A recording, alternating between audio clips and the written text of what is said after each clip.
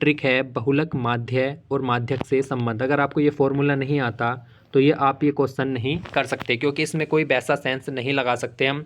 तो बहुलक माध्य और माध्यक में जो संबंध होता है वो इस प्रकार से होता है, 3 माध्यक इक्वल 2 माध्य प्लस बहुलक। तो 3 माध्यक बराबर 2 माध्य प्लस बहुलक के बराबर होता है। तो ये फॉर्मूला आपको याद रखना है।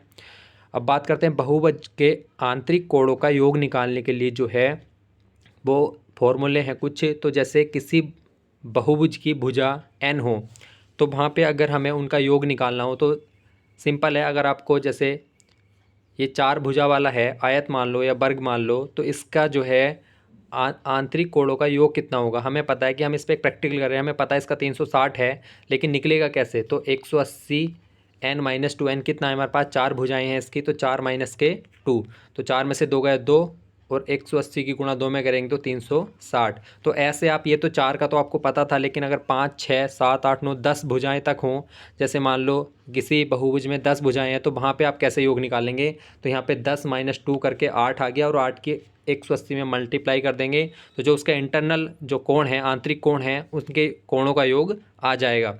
अगर प्रत्येक कोण निकालना हो तो जो टोटल योग है उसमें भुजाओं की जो संख्या है उससे भाग कर देते हैं। जैसे हमारा इसका आयत का 360 आया था, तो हमें प्रत्येक कोण निकालना, तो इसमें 4 भुजाएं होती हैं, तो 4 से इसको भाग कर दिया हमने, 90 इसका आंतरिक कोण आ गया।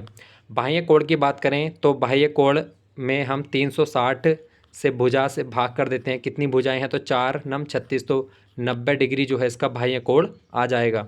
विकर्ण भी अगर निकालने हों तो विकर्ण जैसे हमें इसी में निकालने हों तो हमारी 4 भुजाएं थी, तो 4 माइनस के 3/2, 4 में से 3 गए 1/2 से 2 कट गया 2 बार, तो इसके 2 विकर्ण होंगे। हमें पता है जो आयत होता है उसमें 2 विकर्ण होते हैं, तो हमारा आंसर भी इससे 2 आ जाएगा।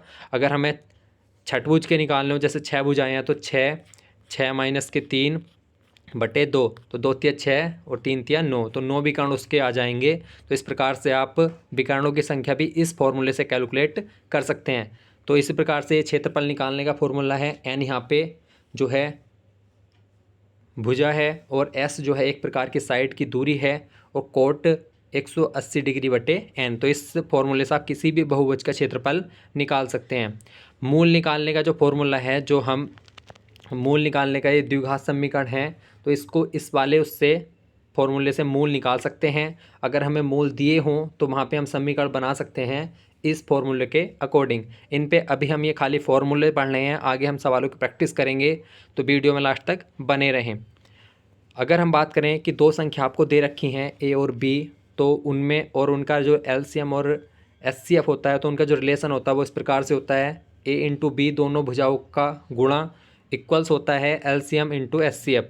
तो लैसे इंटू मैसे जो होता है वो दोनों भुजाओं के गुणा के योग के बराबर होता है।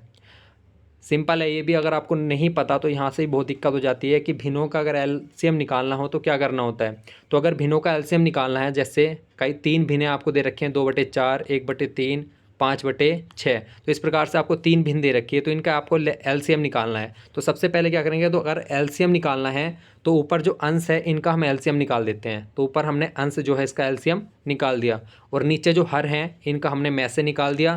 तो ये हमारा डायरेक्ट आंसर आ जाता है कि जो ऊपर के अंश है उनका ले से निकाल दो, और नीचे जो हर हैं उसके तीनों के, ये कितनी भी भिन्न है उनका, तो उनका निकाल दो में से, तो ये हमारा आंसर आ जाता है। अगर हमें में से निकालना हो तो ऊपर के जो अंश है फिर हम उनका में से निकालते हैं। तो जो चीज़ निकालनी हो वो अंश उसी का निकलता है, ठीक है, और नीचे जो हर है उसका हम ले से निकालते हैं।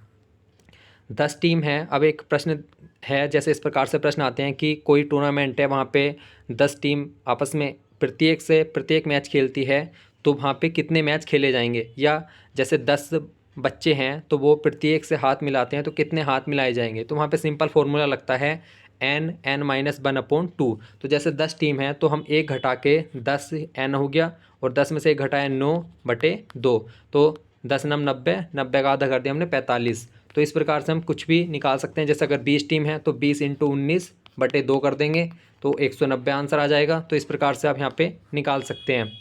अब घंटे और मिनट की सुई के मध्य अगर हमें कोण निकालना हो, क्योंकि हम इसमें एक रिवीजन कर रहे हैं, हमने ये सारे पढ़ रखे हैं पहले, लेकिन लास्ट टाइम पे एग्जाम से पहले हम एक रिवीजन कर लेते हैं जिससे हमें फॉर्मूले याद रहें। तो थीटा इक्वल होता है 11/2 × मिनट -30 × हावर। तो ये एक फॉर्मूला होता है। इन पे सारे सवाल हम आगे अभी पढ़ेंगे। घंटे और सुई 1 मिनट में, घंटे की जो सुई है वो 1 मिनट में कोण कितना बनाती है, तो आधा डिग्री का कोण बनाती है।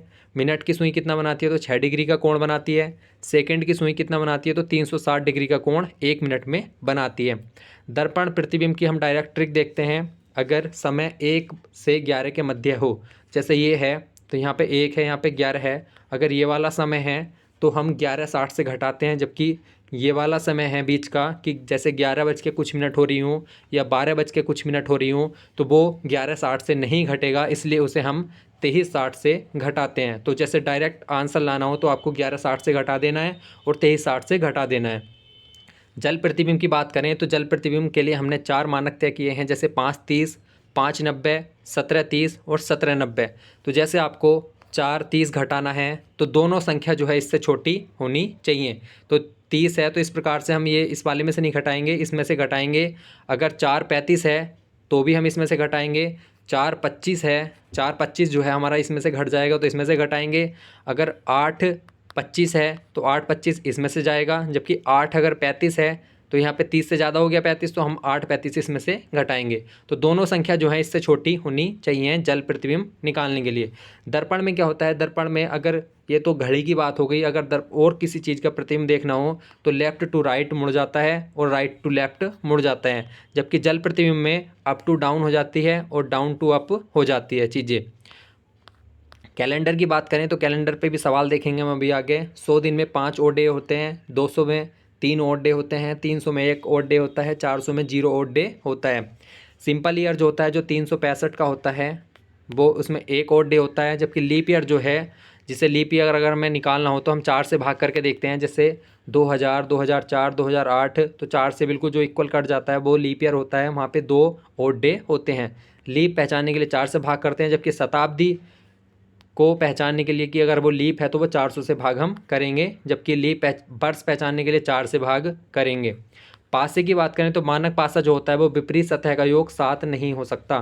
तो जो विपरीत सतह है, मतलब जैसे एक साइड 6 है तो दूसरी साइड 1 नहीं हो सकता मानक पासे में, जबकि सामान्य पासे में ऐसा होता है 6 के विपरीत में आपको 1 मिलेगा, 4 के विपरीत में 3 मिलेगा और 5 के विपरीत में 2 मिलेगा। तो यह सामान्य पासा होता है। अगर हमें इस प्रकार से क्वेश्चन दिया हो तो हम कैसे फाइंड करते हैं, तो इस प्रकार से हम जैसे दो आप विपरीत उसमें निकालना है तो हम एक संख्या देख लेते हैं जो दोनों में कॉमन होती है, तो 2 इसमें कॉमन है तो हम वहीं से स्टार्ट करते हैं क्लॉक वाइज डायरेक्शन में। 2 4 1, तो 2 4 1 हमने इस तरीके से लिख लिया। यहाँ भी 2 5 3, तो 2 5 3 हमने इस तरीके से लिख लिया। तो 4 के विपरीत में 5 होगा, 1 के विपरीत में 3 होगा और 2 के विपरीत में जो संख्या हमें नहीं पता वो इसके विपरीत में होगी। तो ये हम इस प्रकार से हम पासे के सवाल कर सकते हैं। अब बात करते हैं माध्य, बहुलक, परिसर, ये क्या होते हैं। तो माध्य जो है सभी जो प्रेक्षण हमें दिए होते हैं उनका योग करके और उनकी संख्या कितनी है उससे हम भाग कर देते हैं। जैसे 5 संख्या हमें दे रखी है, 5 3 2 4 6, तो इनका हमें माध्य निकालना, तो पहले हम सबको इनको जोड़ लेंगे और जितनी संख्या है कितनी है 5 है तो उससे भाग कर देंगे तो हमारा माध्य आ जाता है। अगर माध्यक निकालना हो तो कोई हमें जैसे कितने प्रेक्षण दे रखे हैं, तो अगर वो मान लो 10 हैं, मतलब 11 हैं, एन अगर विषम है तो 11 है, तो 11 + 1/2, उन्हें पहले हम आरोही क्रम में रखेंगे, फिर उसके बाद 11 + 1/2 छठवां जो पद होगा वो माध्यक कहलाएगा। अगर संख्या सम है तो हम क्या करेंगे, जैसे मान लो 10 है तो 10/2 पाँचवा पद प्लस 10/2 + 1 मतलब पाँचवा और एक छठा पद। जैसे n की जगह हमने 10 रख दिया तो 2 पंजे 10 हो गया 5, 5 और 1 6, पाँचवा और छठा पद जोड़ के दोनों उसका आधा हम कर देंगे तो वो जो है सम संख्या हो, तब हमारा माध्यक किस प्रकार से निकलता है। बहुलक की बात करें तो सबसे ज़्यादा जो अधिक बार आने वाली संख्या होती है वो बहुलक कहलाती है। परिसर या परास की बात करें तो जो अधिकतम मान होता है और निम्नतम मान होता है, अधिकतम मान में से जो निम्नतम मान हम घटाते हैं तो वो परिसर हो जाता है, परास हो जाता है। गुणोत्तर माध्य, हरात्मक माध्य और समांतर माध्य में एक ये फॉर्मूला है कि जो गुणोत्तर माध्य का स्क्वायर होता है वो हरात्मक माध्य और समांतर माध्य के स्क्वायर के मल्टीपल के बराबर होता है। अब हम सवाल देख लेते हैं, धीरे धीरे प्रैक्टिस करते हैं। एक फुटबॉल टूर्नामेंट टीम में 10 टीम भाग ले रही थी, प्रत्येक टीम को अपनी सहभागी टीम से एक मैच खेलना था, तो कुल मैच कितने खेले जाएंगे। तो हमें पता है फॉर्मूला ये होता है n(n-1/2), मतलब जो 10 है उससे 1 कम करके गुणा कर दो और उसका आधा कर दो, तो 10 × 9/2, 10 9 90/2 आ गया आंसर हमारा 45। अगला प्रश्न देखते हैं। एक संख्या व उसके व्युत्क्रम के 4 गुना का योग 8 सही 1/2 है, तो वह संख्या क्या है। तो ये जितने भी सारे प्रश्न हैं ये लोक सेवा आयोग ने पिछले एग्जाम में पूछे हुए हैं, भाई साहब ने उठाए हैं कि कुछ नए प्रश्न अगर हैं आपने यहाँ पे प्रैक्टिस किया घर पे तो वहाँ पे आप आराम से कर सकते हैं, क्योंकि वहाँ पे टाइम भी आपको ज़्यादा नहीं मिलेगा सोचने का। तो इसलिए एक बार घर पे प्रैक्टिस करके ज़रूर जाएँ। तो एक संख्या व उसके व्युत्क्रम के 4 गुना का योग 8 सही 1/2 है। तो हमने क्या मान लिया, संख्या हमने x मान ली, उसका व्युत्क्रम कितना हो गया 1/x हो गया, उसका 4 गुना कर दिया, का योग कितना है 8 सही 1/2, 2 8 16 1 17/2। तो ये हमारी समीकरण बन गई। तो उसके बाद हम क्या करेंगे, हमने क्या किया इसका एलसीएम ले लिया, तो जो हमारा एलसीएम x आ गया, ठीक है। तो हमने फिर उसको x² + 4/x इक्वल हो गया 17/2 का। फिर हमने इसमें क्रॉस मल्टीप्लाई कर दिया, तो 2x² हो गया, 2 चौक 8 हो गया, और x जो इधर आ गया 17x। तो 2x² - 17x + 8 हमारी एक समीकरण द्विघात समीकरण हमारी बन गई। फिर हमें पता है कि ये द्विघात समीकरण का जो है मूल निकालने का फॉर्मूला होता है, तो इसे हमने -b + -b² - 4ac/2 इसमें हमने वैल्यू रख दी।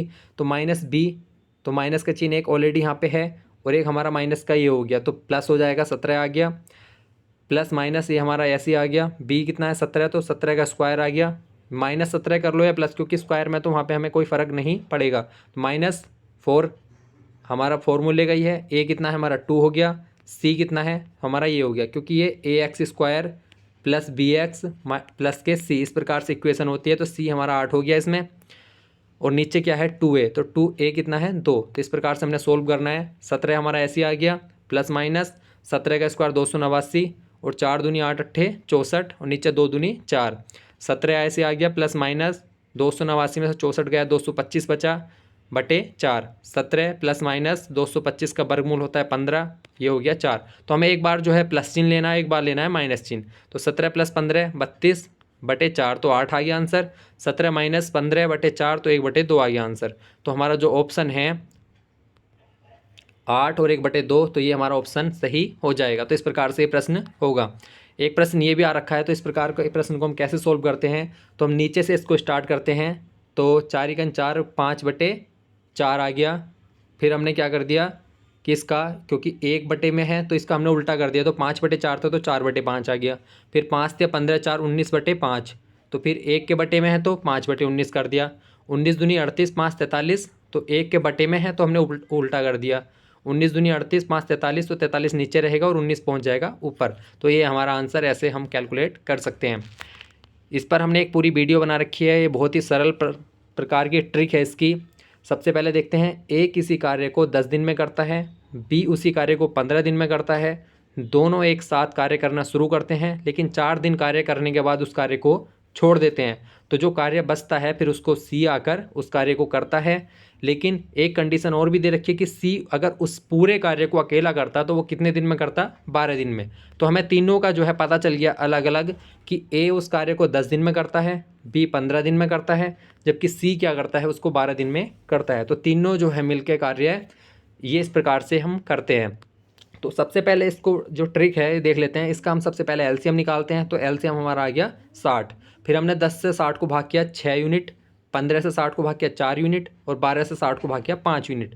तो इसका ये मतलब होता है कि 60 तो हमारा है कुल कार्य है, 60 क्या है हमारा कुल कार्य है। और जो ए करता है एक दिन में 6 यूनिट कार्य करता है, जबकि बी उसी कार्य में 4 यूनिट एक दिन में करता है, सी जो करता है वो 5 यूनिट एक दिन में करता है, और टोटल कार्य कितना है हमारा 60 है। तो अब हम क्या करेंगे, इन्होंने दोनों ने ए और बी ने 4 दिन तक एक साथ कार्य किया और फिर कार्य छोड़ दिया। तो एक साथ एक दिन में कितना कार्य कर रहे हैं वो, 6 और 4 10 यूनिट, मतलब दोनों मिलकर एक दिन में 10 यूनिट कार्य करते हैं। उन्होंने कार्य कितने दिन किया, 4 दिन किया, तो 10 चौक 40 यूनिट उन्होंने काम खत्म कर दिया, जबकि टोटल कार्य कितना था 60 यूनिट। तो 60 में से 40 उन्होंने ख़त्म कर दिया 4 दिन में। अब बचा कितना 20 यूनिट। अब 20 यूनिट अकेला करेगा सी, तो सी जो है वो एक दिन में कितना कार्य करता है 5 यूनिट। टोटल कार्य कितना है 20, तो 20 टोटल कार्य है, सी करता है एक दिन में 5 यूनिट, तो उस 20 यूनिट कार्य को करने में उसे कितने दिन लगेंगे, 4 दिन। सिंपल सा है। अगला प्रश्न है हमारा, 2 ट्रेनें विपरीत दिशा में 120 और 100 किलोमीटर घंटे से चल रही हैं, मतलब विपरीत दिशा में चल रही हैं, ठीक है। तो एक ऐसे चल रही है तो दूसरी इसकी तरफ ही आ रही है, तो ये विपरीत दिशा में हो गई। तो ये 120 किलोमीटर से चल रही है, ये 100 किलोमीटर से चल रही है। इनके बीच की दूरी कितनी है? 110 किलोमीटर। तो एक दूसरे को पार करने में इनमें कितना समय लगेगा? अगर पूछा जाता मिलने में कितना समय लगेगा तो आंसर और होगा, जबकि पार करने में जो है वो और होगा। तो 120 दूरी कितनी हो गई? 120 यो है और 100 ये है, तो कितनी हो गई? 220 दूरी हो गई। मतलब चाल जो हो गई 220 की हो गई, क्योंकि 120 से आ रही है, 100 से आ रही है, तो 220 चाल हो गई। दूरी कितनी है? 110। तो दूरी की जगह हमने 110 रख दिया। चाल जो है दोनों की मिल गई ना विपरीत, क्योंकि एक 120 से इधर को आ रही है इधर से, और एक 100 किलोमीटर से इधर से आ रही है, तो दोनों की आपस में जुड़ जाएगी। अगर दोनों एक साइड में चलती तो एक दूसरे में से घट जाती। तो दूरी हो गई, वो चाल हो गई 220 और दूरी हो गई 110। तो समय निकल गया हमारा यहाँ पे 30 मिनट, क्योंकि 110 से 220 को भाग किया तो 1/2 आ गया घंटे में, तो 1/2 घंटे का होता है 30 मिनट।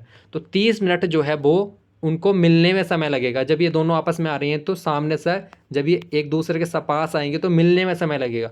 लेकिन जब इनको क्रॉस करने का पूछा गया है कि पार करने में समय लगेगा, तो जो रेलगाड़ी की लंबाई है तो उसको भी तो एक दूसरे को पार करने में कुछ समय लगेगा। तो यहाँ पे हमारा जो आंसर है वो 30 मिनट ना होकर ये नहीं होगा, आंसर 30 मिनट से अधिक लगेगा। तो बी आंसर हमारा यहाँ पे होगा। एक वृत्त की त्रिज्या 10% की वृद्धि हो जाती है तो वृत्त के अंदर निर्मित वर्ग की भुजा में भी 10% की ही वृद्धि हो जाएगी। ये सिंपल है।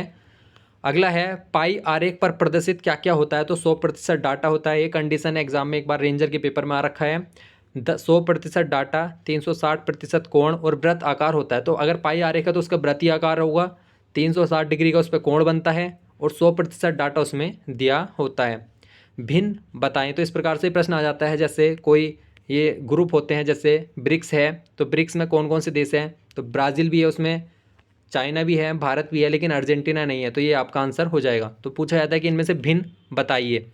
घड़ी में सुइयों के मध्य है 12:30 बज पर, जो 12:30 बजे हैं तो उस पर क्या कोण बनेगा?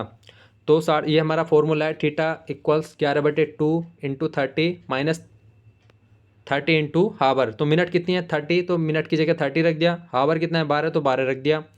तो हमने इसे सोल्व किया तो 165 आया, यहाँ से आया 360, तो 195 हमारा हो गया।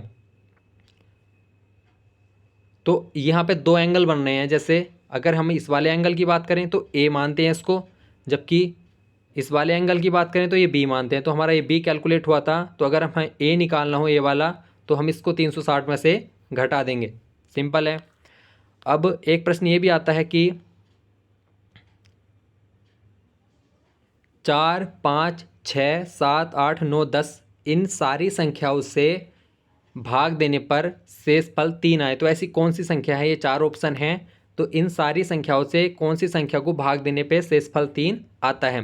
तो हम क्या करेंगे, सबसे पहले हम इनका एलसीएम निकाल देते हैं। तो एलसीएम अगर इस तरीके से कैलकुलेट किया, हमारा कितना आ गया एलसीएम? 25, 20। तो 25, 20 हमारा 3 शेष भी बच रहा है, तो उसमें 3 हम जोड़ देंगे।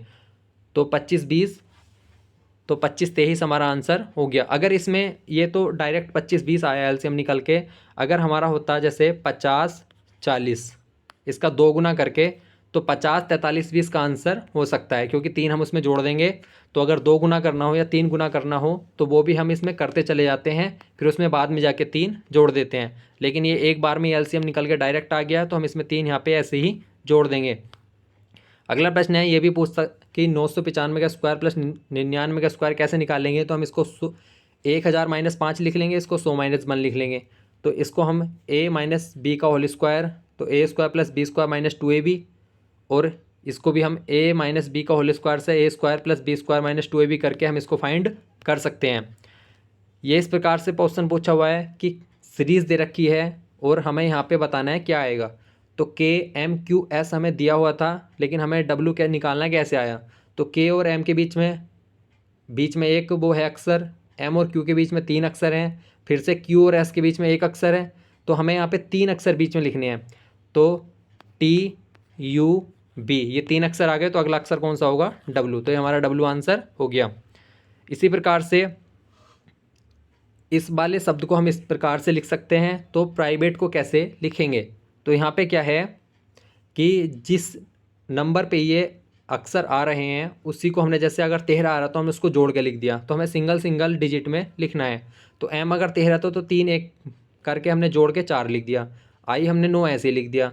n अगर 14 पे है तो 4 और 1 मिला के हमने 5 लिख दिया। फिर 9 हमने ऐसे ही लिख दिया, फिर 1 हमने ऐसे ही लिख दिया। तो इस प्रकार से हमें लिखना है। तो इसी प्रकार से हम इसको करते हैं। p 16 पे है तो 6 और 1 7 कर दिया। r 18 पे तो 8 और 1 9 कर दिया। i 9 पे है तो 9 ऐसे लिखेंगे। b 22 पे है तो 2 और 2 4 लिख दिया जोड़ के, मतलब सिंगल डिजिट में हमें लिखना है। तो 799 41 25 हमारा आंसर हो गया। कौन सा है? 799 41 25, ये वाला आंसर हमारा सही हो जाएगा। अगला प्रश्न है हमारा कि एक वृत्त जो है वो वर्ग के अंदर बना हुआ है, तो वृत्त का क्षेत्रफल हमें दिया हुआ है 9 पाई। तो हमें यहाँ पे इस वर्ग का क्षेत्रफल निकालना है। तो वर्ग का क्षेत्रफल के लिए हमें पता होनी चाहिए भुजा, क्योंकि जो वर्ग का क्षेत्रफल निकलता है वो भुजा इंटू भुजा होता है, लेकिन हमें भुजा नहीं पता। लेकिन अगर हम वृत्त का व्यास का पता कर लें तो हमें एक भुजा इसकी पता चल जाएगी। तो वृत्त का क्षेत्रफल होता है 9 पाई। तो हमने क्या किया, वृत्त का क्षेत्रफल पाई आर स्क्वायर इजिकल टू रखा 9 पाई के। तो पाई से पाई कैंसिल, आर स्क्वायर बराबर 9, तो आर की वैल्यू आ गई हमारी 3। मतलब यहाँ से यहाँ तक त्रिज्या कितनी हो गई? 3। तो व्यास कितना हो जाएगा इसका? 3 और 3 6। तो अगर हमें एक भुजा पता चल गई 6, तो 6 इंटू 6 कितना हो जाएगा हमारा? 36 वर्ग का क्षेत्रफल। अगला प्रश्न है हमारा, ए और बी टंकी के को क्रम से 12 मिनट और 18 मिनट में भरते हैं। दोनों को एक साथ खोल दिया, लेकिन 4 मिनट बाद ए को बंद कर दिया, तो शेष टंकी जो है वो बी कितनी मिनट में भरेगा? तो ये सेम वही है, वर्क एंड टाइम वाली कंडीशन इसमें भी अप्लाई होती है कि ए भरता है 12 मिनट में और बी भरता है 18 मिनट में। तो 12 और 18 का हमने एलसीएम लिया तो 36 लीटर। इस प्रकार से हम इसको मान सकते हैं कि टंकी जो है वो 36 लीटर की है। और 12 या 36 तो 3 लीटर जो है वो 1 मिनट में भरता है। ए जो है वो 3 लीटर 1 मिनट में भरता है। 18 दूनी 36 2 आया, तो बी जो है वो 2 लीटर 1 मिनट में भरता है। अब यहाँ से हमें पता चलता है कि 4 मिनट बाद ए को बंद कर दिया, तो 4 मिनट तक ए और बी हमने साथ चलाए थे। तो 1 मिनट में दोनों मिलके कितना लीटर भर रहे हैं? 3 और 2 5 लीटर। दोनों को हमने साथ में चलाया 4 मिनट तक, तो 5 चौक 20 लीटर हमारा भर गया। तो अब हमने क्या कर दिया? ए को बंद कर दिया, लेकिन 20 लीटर हमने भर दिया, तो कितने लीटर बचा हमारा? 16 लीटर। लेकिन ए तो अब बंद हो गया, तो अब खाली बी चलेगा। तो बी 1 मिनट में कितना भरता है? 2 लीटर। तो 16 लीटर कितनी मिनट में भरेगा वो? 2 अट्ठे 16, 8 मिनट में ये बी वाला उसको शेष जो बची हुई टंकी है उसको भर देगा। अब ऐसे ही डायरेक्शन वाले सवाल आते हैं। इस प्रकार से दिया होता है कि कोई व्यक्ति है, पहले 30 किलोमीटर नॉर्थ में जाता है, फिर उसके बाद 40 मीटर पश्चिम दिशा में जाता है, फिर से बाएं मुड़कर दक्षिण दिशा में जाता है, फिर से 50 मीटर उत्तर दिशा में जाता है। तो प्रारंभिक स्थान से कितनी दूरी पर है? तो यहाँ से जो है ये 10 मीटर आपको बचा हुआ है, तो सिंपल सा है। इस प्रकार से डायरेक्शन के क्वेश्चन आते हैं, आराम से आप कर सकते हैं। ये इस प्रकार से था कि जो ए है वो फ़ोटो में किसी महिला को देख के कहता है कि उसकी जो बहन है उसके पिता और उसके व्यक्ति के जो दादा हैं उसके इकलौते पुत्र हैं। तो ये रिलेशन वाले क्वेश्चन भी आप आराम से कर सकते हैं। ये सीरीज है। इस प्रकार में इस क्वेश्चन में ये पूछा था कि ऐसे कितने संख्या हैं 7 की जिससे पहले 6 तो आता है लेकिन बाद में 4 नहीं आता।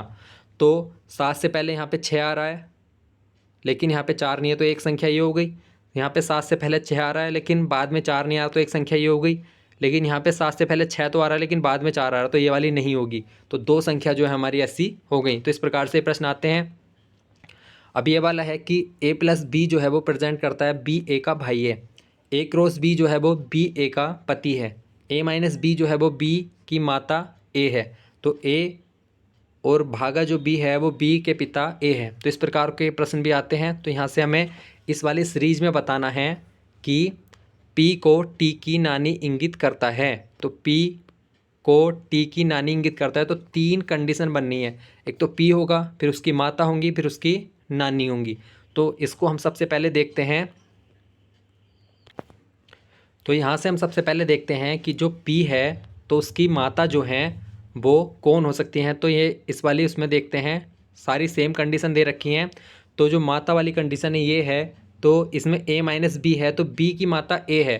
तो हमारा जैसे r माइनस टी है तो t की माता r हो गई, t की माता r हो गई। फिर q भागा r है तो a भागा b है, तो इसमें b के पिता a हैं। तो आर के पिता कौन हो गए, क्यू, और गुणा का चिन्ह है तो गुणा में क्या है कि बी जो है वो ए का पति है, तो क्यू जो है वो पी का पति हो गया। तो यहाँ से सिंपल है, टी की माता हो गई आर, टी की माता हो गई आर हो गई, ठीक है। फिर आर के जो पिता हो गए वो क्यू हो गए, और क्यू की जो पत्नी हो गई वो हो गई पी। तो यहाँ से इस लड़के की माता की जो ये माता हो गई तो ये हो गई सीधा नानी, तो बी वाली जो कंडीशन है वो सही हो जाएगी। अब यहाँ से एक प्रश्न ये है, इसकी हमने ट्रिक भी बता रखी थी आपको, 14/33, 42/55, 21/22 का हमें लैसे निकालना है।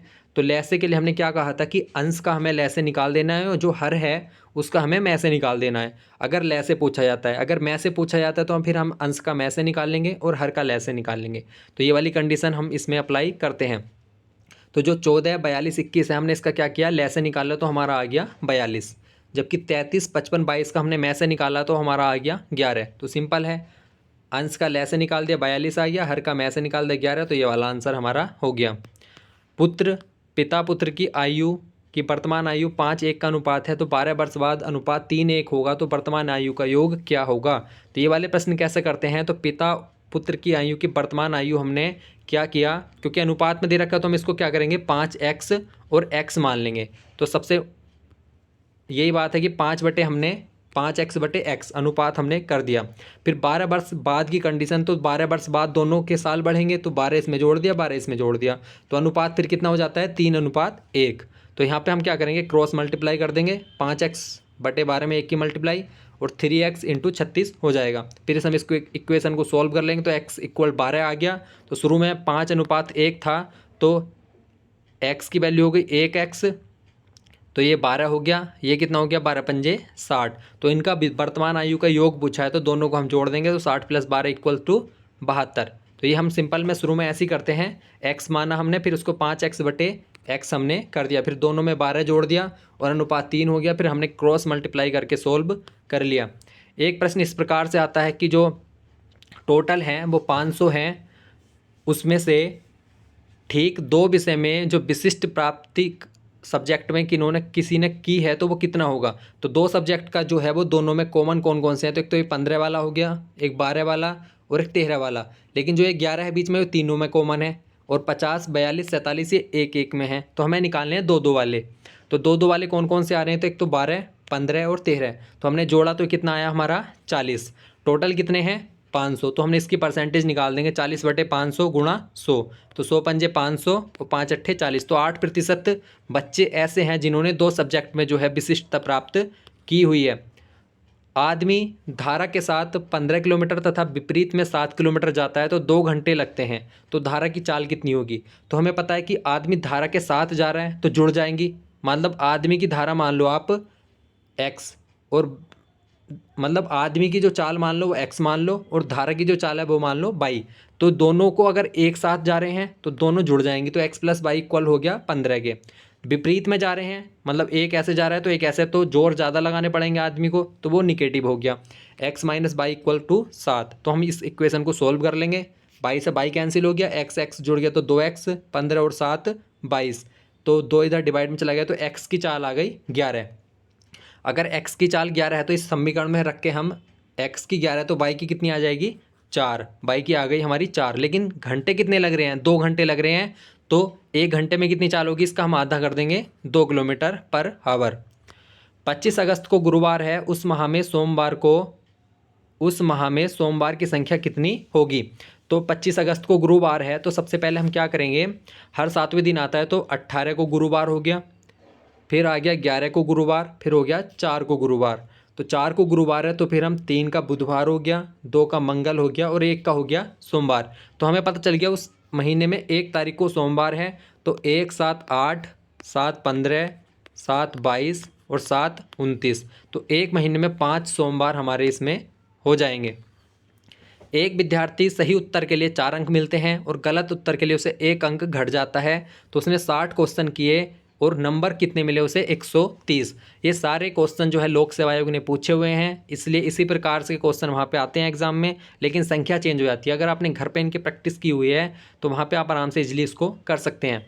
तो यहाँ पे हम इस क्वेश्चन को कैसे करेंगे, तो एक विद्यार्थी सही उत्तर के लिए 4 अंक मिलते हैं, गलत उत्तर के लिए 1 घट जाता है। उसने टोटल क्वेश्चन कितने किए, तो 60 क्वेश्चन किए, तो सही क्वेश्चन जो है उसने x किए और गलत क्वेश्चन जो किए उसने y किए। तो दोनों मिला के क्वेश्चन कितने किए, तो 60 क्वेश्चन। तो हमने x + y इक्वल्स क्या कर दिया 60, क्योंकि सही वाले x हैं और गलत वाले y हैं, तो दोनों मिला के उसने 60 क्वेश्चन किए थे। अब उसको सही पे कितने अंक मिल रहे हैं 4, गलत पे कितना घट रहा है उसका 1। तो हमने मतलब सही क्वेश्चन x थे तो उसमें 4 अंक मिले तो 4 से गुणा कर दी, घट कितना रहा है तो 1, तो -1 हो गया, तो -22 आ गया। टोटल अंक कितने मिले उसे 130, तो इक्वल में 130 आ गया।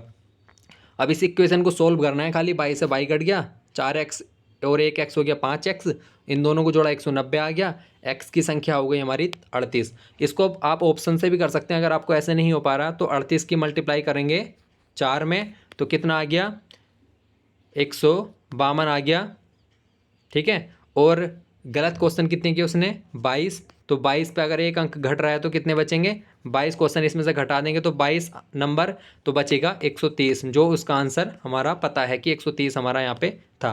तो आप ऐसे मिलाने के लिए भी इसको कर सकते हैं।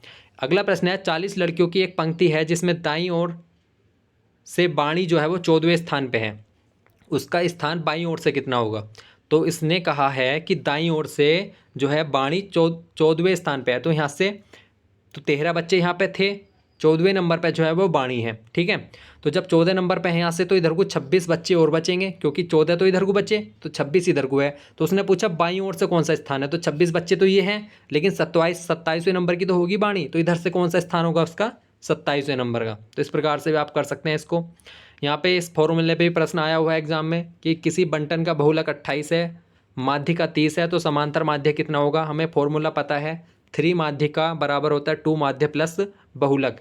तो माध्य का कितनी है 30, तो 30 से 90 आ गया, और जो बहुलक है वो इधर हम निकेट माइनस में ले जाएंगे, तो हमारा बहुलक 28 इधर माइनस में हो गया, तो 90 में से 28 गया, हमारा 62 आ गया, और 2 माध्य इधर बचा तो 2 इधर भाग में आ जाएगा, तो m बराबर हो गया 31। किसी बंटन के समान लंबाई के सतत वर्ग अंतरालों के मध्य मान किस प्रकार से निकाले जाते हैं। तो सबसे पहले हमें देखना है कि 25, 34, 43, 52, 61, 70 ये एक बंटन हमें दे रखा है। तो अगर हम ये निकला कैसा, ये मध्य मान है, मतलब बंटन का जो मध्य मान है वो इस प्रकार से निकला है। तो मतलब कोई से भी 2 अंतराल होंगे उसका ये मध्य मान होगा, मतलब उन दोनों को जोड़ के 2 से भाग किया होगा। तो सबसे पहले अगर हम इसको करें तो इन दोनों को जोड़ के 2 से भाग करेंगे तो 25 नहीं आ रहा हमारा, क्योंकि पहला पूछा इन्होंने, ठीक है।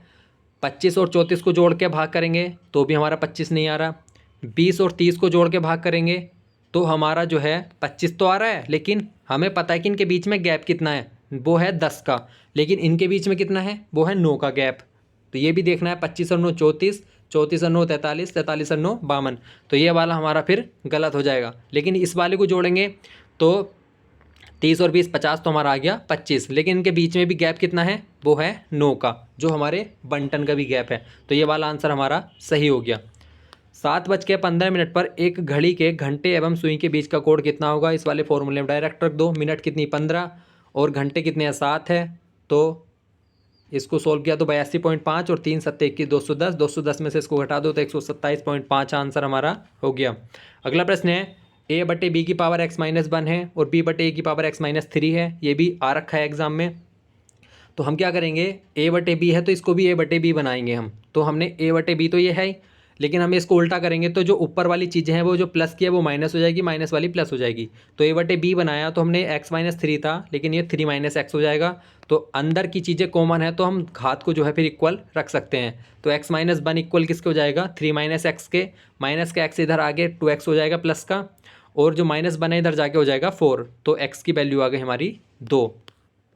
षटभुज के प्रत्येक कोण का मान व विकर्णों की संख्या ज्ञात करें। तो ये हमें बताया हुआ है पहले कि जो प्रत्येक कोण निकालना हो वो 180 n-2 से निकालते हैं। योग हमारा पता है कि ये होता है, फिर हम इसको अगर प्रत्येक कोण निकालना तो n से भाग कर देते हैं, और विकर्णों की संख्या निकालनी हो तो ये वाला फॉर्मूला है n(n-3/2)। तो यहाँ पे जहाँ भी आपको n दिखे वहाँ पे 6 रख दीजिए, बाकी सारे आंसर आपके आ जाएंगे। 6 में से 2 गया 4 आ गया, बटे 6 रख दिया हमने, तो इसको सोल्व किया 6 × 18 30 × 120, तो प्रत्येक कोण 120 आ गया। सभी कोणों का योग 180, 6 में से 2 गया 4 तो 18 × 72 720 आ गया, क्योंकि षटभुज है ना तो 6 रखना पड़ेगा हमें, ठीक है। विकर्णों की संख्या है तो n की बजाय 6 रख दिया, और n-3 तो 6-3 बटे 2, 2 तिया 6, 3 तिया 9। तो इसमें षटभुज में विकर्ण कितने हो जाएंगे, वो हो जाएंगे 9 विकर्ण। तो ये फॉर्मूला आपको डायरेक्ट रखना है। अब कैलेंडर से अगर पूछा जाता है कि 15 अगस्त 1947 को क्या दिन था, तो इसमें हमने क्या करना है, 1947 है तो हम इसको 47 वर्ष छोड़ के 1900 लिखेंगे, ठीक है। तो 1600 प्लस 346 हमने अलग कर दिया, क्योंकि 47वें जो साल है 1946 के बाद जो 1947 हुआ है उसके तो 15 अगस्त तक ही पहुंचा है वो, तो उसको हम अलग से निकालेंगे। तो हमने 1946 लेना है इसमें। तो 1600 हमें पता है कि 400 में ओड डे 0 होते हैं, तो जो 400 का गुणन बनाना है हमें, तो 400 दुनिया 800 या 1200 800 1600, तो 1600 में भी ओड डे हमारा 0 ही होगा। 300 में हमें पता कितना ओड डे होते हैं, तो 1 होता है, तो यहाँ पे 0 हो गया, तो यहाँ पे 300 की ओड डे हमने 1 लिख दिया। अब आता है हमारे 46 दिन, 46 दिन नहीं सॉरी 46 साल। तो 46 साल में क्या करना है कि 46 साल में जो है हमें लीप ईयर भी पता करने हैं, तो 4 से भाग देंगे हम, क्योंकि अगर 2000 फिर उसके बाद 2004 2008 इस तरीके से होता है, तो हम 4 से भाग दे लेते हैं। तो 4 से अगर हमने 46 को भाग दिया तो कितनी बार जा रहा है, 11 बार, तो उसमें 11 लीप ईयर होंगे। फिर साल बचेंगे कितने, 46 में से 11 गया हमारा 35 होंगे सिंपल ईयर और 11 होंगे हमारे लीप ईयर। तो एक लीप ईयर में 2 ओड डे होते हैं हमें पता है, जबकि सिंपल ईयर में कितने होते हैं, 1 ओड डे होता है। तो 11 दूनी 22 हमारा यहाँ पे आ जाएगा, और 35 जो है सिंपल ईयर, तो 35 मल्टीपल 1 हो गया, तो हमारा 35 यहाँ पे आ गया। तो 0 + 1 + 11 दूनी 22 और 35 हमारा ये हो गया। तो हमारा 35 22 57 और 1 58, तो 58 दिन तो ये हमारे हो गए। अब 15 अगस्त तक हम दिन कैलकुलेट करेंगे कितने हो गए, तो 15 अगस्त तक जो है हमारे 227 दिन बैठ रहे हैं। तो 227 में हम जो है 58 जोड़ देंगे तो कितना आएगा हमारा 285। 285 को हम 7 से भाग करेंगे तो हमारा 5 शेष बचेगा, क्योंकि 7 से ही भाग करते हैं, 5 शेष बचेगा। फिर हम क्या करते हैं, मंडे से शुरू करते हैं, Monday Tuesday Wednesday Thursday Friday Saturday Sunday. तो पाँचों हम 1 2 3 4 5, तो फ्राइडे हमारा आंसर होगा। इसी प्रकार से आप ये भी कैलकुलेट कर सकते हैं कि 26 जनवरी 1950 को क्या दिन था। तो कोई सा भी क्वेश्चन जो आप इस ट्रिक से कर सकते हैं। अब माध्य का हमने बता दिया था आपको, सभी प्रेक्षण का योग बटे प्रेक्षण की कुल संख्या, माध्य किस वाले फॉर्मूले से। अब एक फॉर्मूला हम यहाँ पे सवाल इन क्वेश्चन पे देख लेते हैं। एक टीम ने फुटबॉल के 10 मैचों में निम्नलिखित गोल किए, तो 10 मैचों में एक फुटबॉल की टीम ने ये वाले गोल किए। तो सबसे पहले हम इनको आरोही क्रम में रखते हैं। माध्य निकालना हो तो सबको जोड़ दो, फिर जितने भी वो हैं अंक वो लिखे हुए तो उससे भाग कर दो, ये हमारा माध्य आ गया। माध्य चूँकि n सम है, तो n सम है तो n/2, तो 10/2 पाँचवीं संख्या। तो पाँचवीं संख्या कौन सी, 1 2 3 4 5, पाँचवीं संख्या है 3। फिर n/2 5 + 1, तो छठी संख्या भी 3 ही है, तो 3 + 3/2, ये हो गया हमारा 3 आंसर। अगर इसमें होती 11 संख्या तो डायरेक्ट हमारी छठी संख्या जो है वो माध्यक हो जाती। बहुलक क्या है, बहुलक सबसे ज़्यादा संख्या 3 आ रही है, इसमें 3 संख्या 4 बार आ रही है, तो बहुलक 3 हो गया। परिसर क्या है, सबसे बड़ी संख्या कौन सी है, तो 5 है, सबसे छोटी कौन सी है 0, तो 5 में 0 घटा देंगे, हमारा परिसर हो गया। तो ये अब देख लेते हैं समांतर माध्य गुणोत्तर माध्य है, ये इस प्रकार से निकालते हैं। ये हमारा फॉर्मूला हमने पहले बता रखा था, गुणोत्तर माध्य का स्क्वायर इक्वल होता है हरात्मक माध्य का स्क्वायर और समांतर माध्य का स्क्वायर। नहीं, इसमें स्क्वायर नहीं है, पीछे भी थोड़ा गलत उसको देख लेना, स्क्वायर नहीं होता इसमें। तो यहाँ पे हम क्या करेंगे, समांतर माध्य हमारा ऐसे निकलता है जैसे हम निकालते हैं। गुणोत्तर माध्य के लिए हम क्या करेंगे, 3 9 27 81 243 का गुणोत्तर माध्य निकालना है। तो हमने 3 के मल्टीपल में इसको कर लिया, जितनी संख्या है वो 5 हमारी ऊपर आ जाती है, तो 3 की पावर 15 और ऊपर आ गया 5, तो 3 की पावर 3 × 5 कर लेंगे हम, ठीक है। तो 5 से हमारे 5 कट जाएगा, तो 3 की पावर 3 बचेगा, तो आ गया हमारा 27 आंसर। 8 और 12 का हरात्मक माध्य निकालना है, तो 2x/x + y फॉर्मूला होता है, तो 2 × x हो गया 8, y × 12 हो गया, और x + y हमने जोड़ दिया तो 20 हो गया, तो ये हमारा हो गया हरात्मक माध्य। अगर इसमें पूछा जाए कि जो रिलेशन है GM गुणोत्तर माध्य 16 दिया हुआ है और जो समांतर माध्य वो 32 दिया हुआ है, हरात्मक माध्य हमें निकालना है, तो जो गुणोत्तर माध्य का स्क्वायर होता है वो हरात्मक माध्य और समांतर माध्य के गुणा के बराबर होता है। तो 16 × 16 32 हमारा इधर आ जाएगा, तो हरात्मक माध्य हमारा यहाँ से 8 आ जाएगा। तो ये हमारे जो प्रश्न थे ये जो हमने स्टार्टिंग में बताया था हरात्मक माध्य के स्क्वायर समांतर माध्य के स्क्वायर, ये स्क्वायर नहीं होते इसमें, आप इसको एक बार सही कर लेना। गुणोत्तर माध्य का स्क्वायर इक्वल्स होता है हरात्मक माध्य इंटू समांतर माध्य। तो ये वाले जो है प्रश्न है हमारे, अगर इस प्रकार के प्रश्न दिए हों तो वो हम कैसे कैलकुलेट करते हैं। जैसे अंडर रूट में इस प्रकार एक्स की सीरीज़ दी हो, तो यहाँ पे अगर माइनस का चिन्ह है तो हम n प्लस वन का फॉर्मूला यूज करेंगे, आंसर हमें n प्लस वन का यूज होगा। और यहाँ पे अगर प्लस है तो हमारा n प्लस वन का यूज होगा आंसर में। तो सबसे पहले क्या देख लेते हैं इसका एक एग्जाम्पल भी। तो 20 हमारा यहाँ पे दिया है लेकिन चिन्ह है हमारा माइनस का, तो हम इस प्रकार से गुणा करते हैं, जैसे एक संख्या है उसकी अगली संख्या से गुणा करके हमारा 20 आ जाए। तो 4 × 5 करके हमारा जो है इसमें गुणा करके हमारा आ गया, मतलब इसे हमें n प्लस वन की फॉर्म में बनाना है। तो 4 प्लस वन जो है हमारा इस फॉर्म में ये बन गया। तो अब यहाँ पे आंसर कितना हो जाएगा हमारा n, क्योंकि निगेटिव का चिन्ह आ रखा है तो कम संख्या वाली आंसर हो जाएगा, 4 आ गया हमारा आंसर यहाँ पे। अगर हमारा यहाँ पे प्लस है तो यहाँ भी हम इसी प्रकार से बनाएंगे इसको, 4 प्लस वन के रूप में, लेकिन यहाँ पे आंसर कितना होगा हमारा n प्लस वन वाला। तो 4 प्लस वन हमारा आंसर होगा 5। अगर माइनस का चिन्ह है तो आंसर हमारा n वाला होगा, और प्लस वाला चिन्ह है तो n प्लस वन होगा आंसर हमारा। लेकिन हमें फॉर्म में उसी में बनाना है कि n और n प्लस वन से गुणा करके हमारे अंदर की संख्या आ जाए। तो यहाँ पे हमने 4 रखा, तो यहाँ पे n प्लस वन 5 रखेंगे, तो 4 पंजे 20 हमारा अंदर का आंसर मिल जाएगा। अगला प्रश्न देखते हैं। एक प्रश्न इस प्रकार से पूछ लिया जाता है कि किसी परीक्षा में p% अंक प्राप्त करता है और x अंक से अनुत्तीर्ण हो जाता है, उसी परीक्षा में एक अन्य छात्र q% अंक प्राप्त करता है और y अंक से अधिक होता है, मतलब p% अंक प्राप्त करके x अंक से अनुत्तीर्ण हो जाता है, अन्य छात्र q% अंक प्राप्त करता है और y जो अंक है वो ज़्यादा ले आता है। तो हमें क्या करना है, एग्जाम्पल देख लेते हैं। किसी परीक्षा में एक छात्र 32.2% अंक प्राप्त करता है और 28 अंकों से फेल हो गया, उसी परीक्षा में अन्य छात्र 45% अंक प्राप्त करता है, 36 अंक से पास हो गया। तो जो गैप है वो हमारा 45 और 32.2 के बीच का वो कितना है, 5 और 7 5 12.8 का गैप है, ठीक है। तो हम सबसे पहले क्या करेंगे, 100 बटे जो नीचे हमारा कितना गैप है, तो 12.8 का गैप है, इनटू में जो इक्वल आ जाएगा हमारा, दोनों अंक कितने हैं, एक तो 28 अंकों से पहले फेल हुआ, फिर 36 अंकों से पास हुआ, तो 36 और 28 को यहाँ पे हम जोड़ देंगे, 4 64, ठीक है। तो यहाँ पे हम क्या करेंगे अब,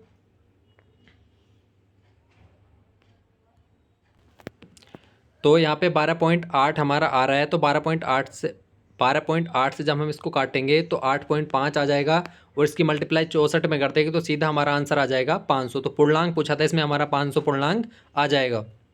एक इस प्रकार के प्रश्न पूछे जाते हैं कि A लीटर मिश्रण में किसी एसिड की प्रतिशत मात्रा x% है, तब इसमें कितना पानी मिलाया जाए कि एसिड की प्रतिशत मात्रा y% हो जाए। तो यहाँ पे हम सीधा क्वेश्चन देखते हैं। 15 लीटर मिश्रण में एल्कोहल की 40% मात्रा है, तब इसमें कितना पानी मिलाया जाए ताकि एल्कोहल 25% रह जाए। तो ए जो है वो हमारा कितने लीटर का मिश्रण है, 15, तो हमारा 15 यहाँ पे आ गया। एल्कोहल 40% था तो 25% रह जाए, तो हम 40 में से 15 घटा देंगे, और नीचे जो बाद में रहने वाली मात्रा वो लिखेंगे। तो हमारा सीधा आंसर है 40 में से 25 15 इंटू 40 में से 25 गए 15 बटे नीचे कितना है 25, तो 5 तिया 15 और 5 तिया 15, तो 3 तिया 9 लीटर हमारा आंसर हो गया। अगर 9 लीटर हम इसमें अधिक पानी मिला दे तो जो एल्कोहल की मात्रा वो 40 से कितनी रह जाएगी, 25 रह जाएगी। एक प्रश्न का ये भी आ सकता है, क्योंकि ये मैथमेटिकल प्रश्न है लेकिन रीजनिंग से रिलेटेड है तो इसलिए आ सकते हैं प्रश्न। कक्षा के 15 छात्रों की औसत आयु 18 है, तो या अगर आपको ये फॉर्मूला भी ध्यान ना रहे तो आप इसको डायरेक्ट भी कर सकते हैं। तो 18 की 15 में गुणा की हमने, कितना आया, 15 दही 150, 18 दही 180 और 18 पंजे 90, तो 270 हमारा आ गया। अब इसमें एक शिक्षक की आयु और मिला दी, तो जो औसत में वृद्धि कितनी हो गई, वो 2 की वृद्धि हो गई, मतलब औसत कितना था 18 था तो वो हो गया 20।